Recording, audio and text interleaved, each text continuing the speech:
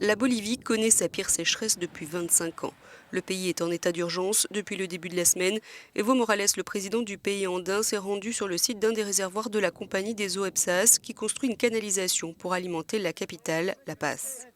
Morales a été interpellé par les agriculteurs locaux qui, eux, détournent l'eau à la source pour leur propre approvisionnement.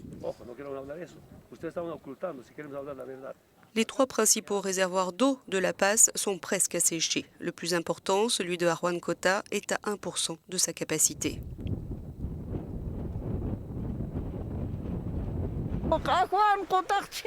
Huancota est à sec, il n'y a presque plus d'eau et mon jeune fils veut de l'eau.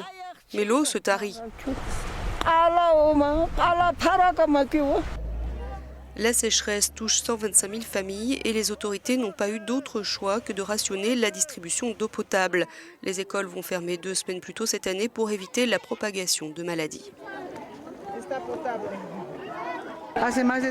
Nous avons eu une coupure d'eau qui a duré 3 semaines et tout ce que nous avions pour les enfants, c'était l'eau de la colline, explique cette directrice d'école. Un tiers de la population de La Paz, soit 340 000 habitants, subit aussi des restrictions depuis 2 semaines. Les protestations durent depuis des jours dans les quartiers les plus touchés. Les gens accusent la compagnie des eaux de corruption et le gouvernement de manque d'anticipation. Il n'y a plus d'eau depuis lundi, mardi, mercredi, jeudi, vendredi et les factures sont élevées. Lundi soir, nous avons eu 20-10 minutes d'eau courante, mais l'eau était sale, jaune. Et maintenant, nous n'avons plus que ça à boire, cette eau dégoûtante. Poussé dans les cordes, le président Morales rejette la faute, ou presque, sur les autorités de gestion de l'eau. Malheureusement, nous n'avons jamais été avertis, alertés par les autorités de contrôle de l'eau et par la direction de la compagnie des eaux EPSAS.